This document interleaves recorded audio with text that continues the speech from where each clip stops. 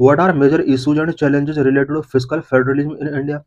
India में fiscal federalism से related क्या-क्या इश्यूज एंड चैलेंजेस हैं? How cess and surcharge decrease the share of state?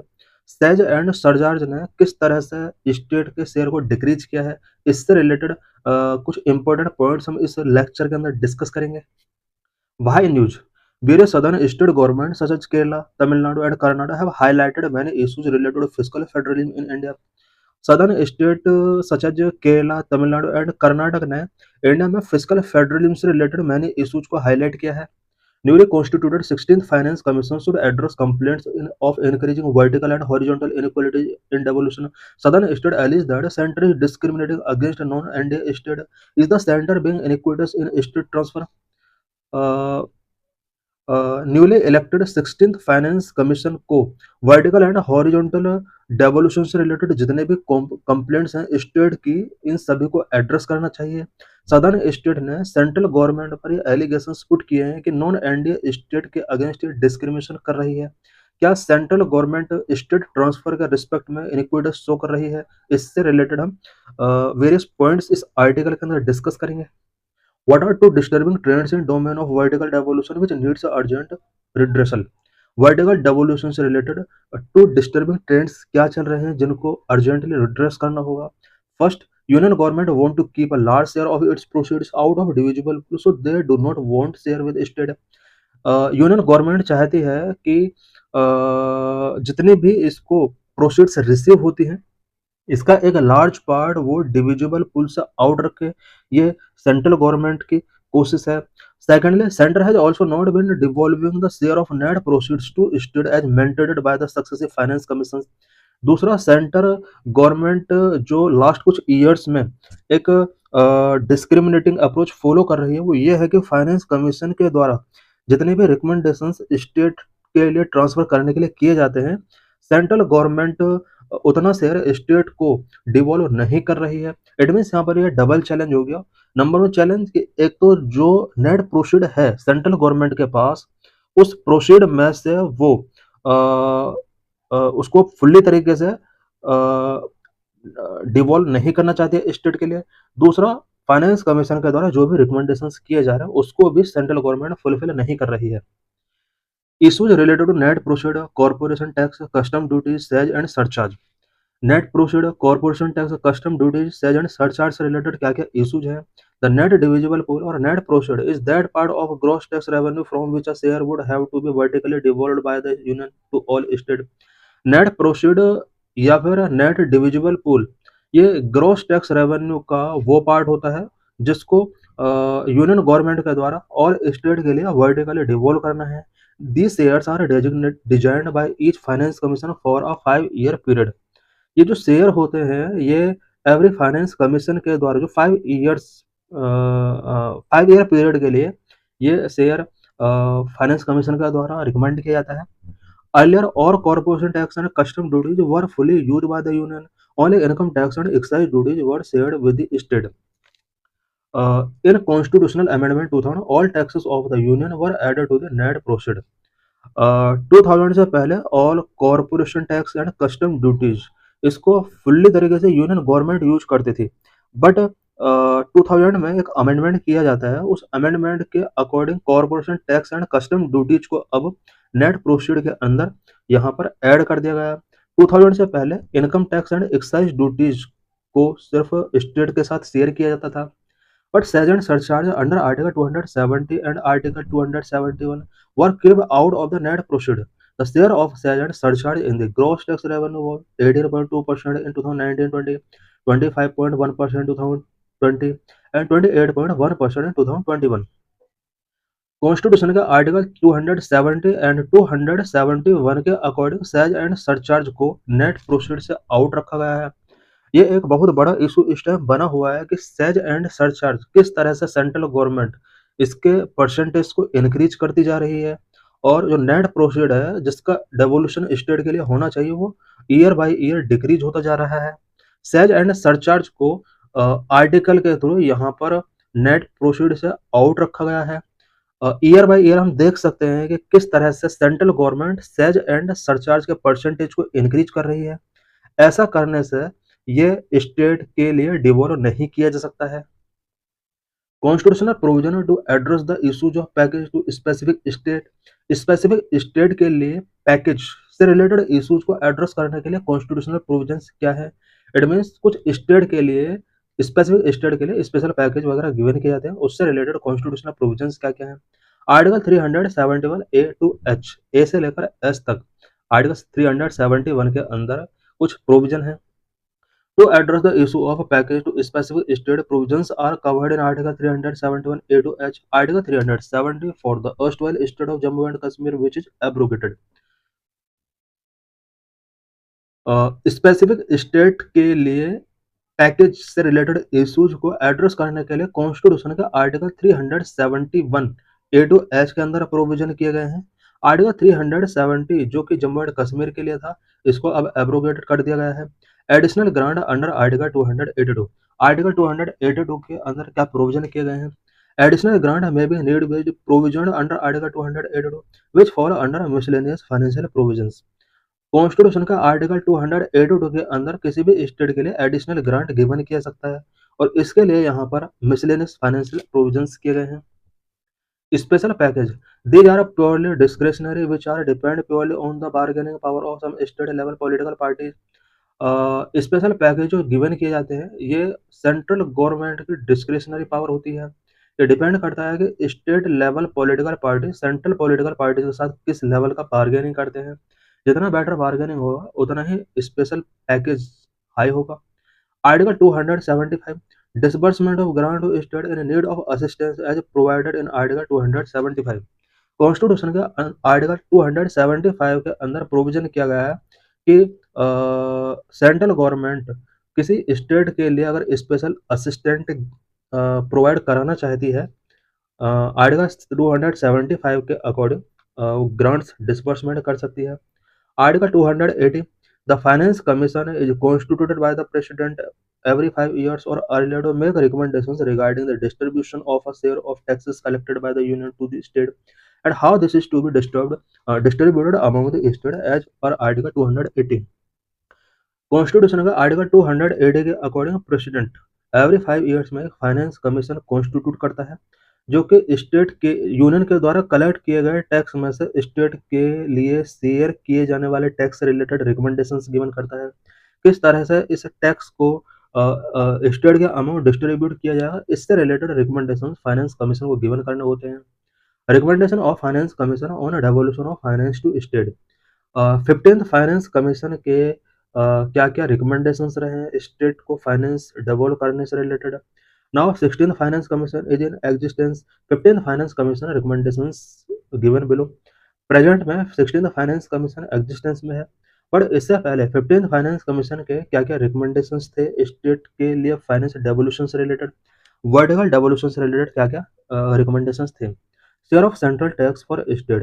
State are recommended to receive 41% of the divisible pool of central taxes, less than the 42% share recommended by the 14th Finance Commission। 15th finance commission ने ये recommend किया कि सभी state के लिए overall net profit का 41% share यहाँ पर करना होगा। इट मीन्स जो डिविजिबल पूल है सेंट्रल टैक्स का, उसमें से 41% स्टेट को डिवॉल्व करना होगा सेंट्रल गवर्नमेंट को। 14th फाइनेंस कमीशन ने यही जो परसेंटेज था वो 42% रखा था। Exclusion from divisible pool, the next collection expense and surcharge revenue from union territories and national calamity contingent duty. Finance commission ने रिकमेंड किया है कि जो भी डिविजिबल पूल होगा, उस डिविजिबल पूल में से expenses says and tax collection expenses says and surcharge UT के द्वारा जो भी रेवेन्यू कलेक्ट किया गया है उसको सब्ट्रैक्ट करना होगा। And national calamity contingent duty, इससे रिलेटेड जितने भी प्रोसीड हैं उनको यहाँ पर एक्सक्लूड कर दिया जाएगा। Horizontal distribution parameter, horizontal distribution parameter क्या थे 15th फाइनेंस कमीशन के। Parameter weightage, income distance 45%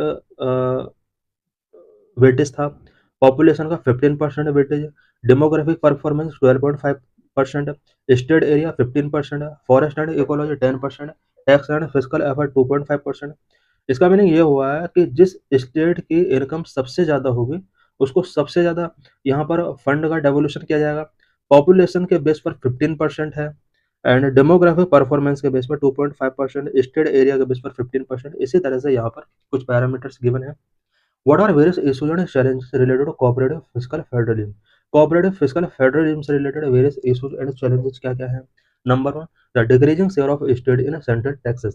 Central taxes में स्टेट का शेयर डिक्रीज हो रहा है, सबसे बड़ा इशू है। It is a matter of deep worry that the union government pay less to the state and retain more from gross tax revenue.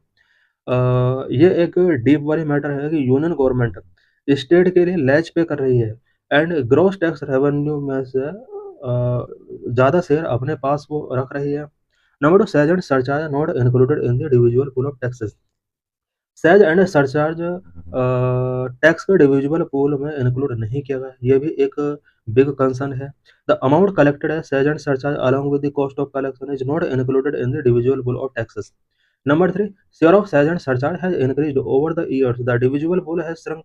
Currently, all the states put together to get 41% of the divisible pool. Year by year, sales and surcharge increase हो रहा है. It means state के लिए जो divisible पोल है वो shrink हो रहा है। ये भी एक बिग इशू सदर्न स्टेट के लिए बना हुआ है। Number four, the substitution of untied transfer with central schemes increase rigidity in union state relations and and up diluting the spirit of federalism. Union state relations को रिजिडिट करने में एक सबसे बड़ा जो रोल है वो अनटाइड ट्रांसफर्स का है। अनटाइड ट्रांसफर सेंट्रल स्कीम के साथ जो कनेक्ट है, क्योंकि अनटाइड ट्रांसफर्स को सेंट्रल स्कीम के साथ सब्स्टिट्यूट किया जा रहा है। यहाँ पर ये एक बिग इशू बना हुआ है। इसके वजह से स्पिरिट ऑफ फेडरलिज्म डाइल्यूट हो रहा है। Number one, displaying the prime ministers photograph in central project. Central project में स्टेट गवर्नमेंट का भी फंडिंग होता है, बट सेंट्रल प्रोजेक्ट में जिस तरह से लास्ट कुछ ईयर्स में प्राइम मिनिस्टर की फोटोग्राफ के साथ बहुत ज़्यादा एडवर्टाइज किया जाता है, ये भी स्टेट के लिए प्रेजेंट में एक बिग प्रॉब्लम हो सकती है। When state governments contribute a big share in implementing a central project, but the union government insisting on displaying the prime minister's photograph or other forms or labeling on the project. Recent disputes over labeling in the Ayushman Bharat wellness centre is one such example. Ayushman Bharat wellness centre जिस तरह से ये अ, अ, एक scheme है, central scheme है, but in scheme के under state government भी funding करती है। बट प्राइम मिनिस्टर के फोटो लगाना इस तरह के स्कीम्स पर ये कुछ स्टेट के लिए कंसर्निंग इशू है। Number six, sage and surcharge is not used for the specific purpose. Only rise in sage and surcharge is not only a problem. They are often not used for the specific purpose for which they were collected. Cess and surcharge का rise होना यही only एक problem नहीं है, बल्कि cess and surcharge का specific purpose के लिए यूज नहीं किया जा रहा है। Number seven, union government has not been sharing even the finance commission recommended shares of net proceed with the state. Net proceed में से स्टेट के लिए फाइनेंस कमीशन जितना रिकमेंड कर रहा है, यूनियन गवर्नमेंट उसको भी फुलफिल नहीं कर पा रही है। Last finance commission have recommended as 32% by the 13th finance commission. 13th finance commission ने ओवरऑल नेट प्रोसीड का 32% स्टेट के डेवोल्यूशन के लिए रिकमेंड किया था, बट 4,922 करोड़ इन्होंने डिस्ट्रीब्यूट नहीं किए थे फाइनेंस कमीशन के रिकमेंडेशन के बाद भी। 14th फाइनेंस कमीशन में 42% का डेवोल्यूशन यहाँ पर रिकमेंड किया गया था, बट 1.36 लाख रुपीज का फिर भी यहाँ पर फुलफिलमेंट नहीं किया गया। 15th फाइनेंस कमीशन ने 41% यहाँ पर रिकमेंड किया था। 3.69 लाख करोड़ का यहाँ पर स्टेट को फंड डेवोल्यूट नहीं किया गया। The state share of central tax as a percentage of net proceed was below the recommendations of the respective finance commission for most years. The chart shows the share of the divisible pool and sales surcharges and cost of tax collection in centers gross tax revenue, both figures in percentage. Centre's gross tax revenue में cess surcharge and cost of tax collection का share कितना है, divisible pool कितना है, उससे related यहाँ पर graph दिया हुआ है। हम देख सकते हैं कि रेड कलर में जो ये ग्राफ है, says surcharge cost of tax collection share in GTR gross tax revenue में कितना सेज सरचार्ज इंक्रीज हुआ है। हम देख सकते हैं कि says and surcharge year by year किस तरह से इंक्रीज हो रहा है। इसका इंक्रीज होने का मीनिंग है कि स्टेट के लिए डेवोल्यूशन परसेंटेज उतना ही डिक्रीज हो रहा है। सेज एंड सरचार्ज को फुल्ली तरीके से सेंट्रल गवर्नमेंट यूज़ करती है। जबकि हम देख सकते हैं ग्रॉस टैक्स रेवेन्यू में डिविजिबल पूल का शेयर किस तरह से ईयर बाय ईयर डाउन हो रहा है। ब्लू कलर से जो ये गिवन किया गया है, ये वही शो कर रहा है। State wise distribution of divisible pool in percentage. Divisible pool में से स्टेट वाइज डिस्ट्रीब्यूशन परसेंटेज में यहाँ पर गिवन है। हम देख सकते हैं कि आंध्र प्रदेश एंड तेलंगाना के लिए किस तरह से जो शेयर है डिविजिबल पूल का वो डाउन होता चला जा रहा है। कर्नाटक का भी देख सकते हैं कि शेयर यहाँ पर डाउन होता चला जा रहा है। तमिलनाडु का भी देख सकते हैं शेयर डाउन हो रहा है। केरला के अंदर भी ये डिविजिबल पूल शेयर डाउन हो रहा है। वेस्ट बंगाल का भी डाउन हो रहा है। ओडिशा का भी यहाँ पर देख सकते हैं कि डाउन हो रहा है। एंड सबसे ज़्यादा जो टैक्स डेवोल्यूट किया जा रहा है वो यूपी के लिए किया जा रहा है, बट इसका भी यहाँ पर शेयर डाउन हो रहा है। एंड हम देख सकते हैं कि स्मॉल स्टेट का जो शेयर है वो थोड़ा इंक्रीज हुआ है। नॉर्थ ईस्ट स्टेट का यहाँ पर इंक्रीज हुआ है। बाकी सभी स्टेट का जो शेयर है वो डाउन हो रहा है।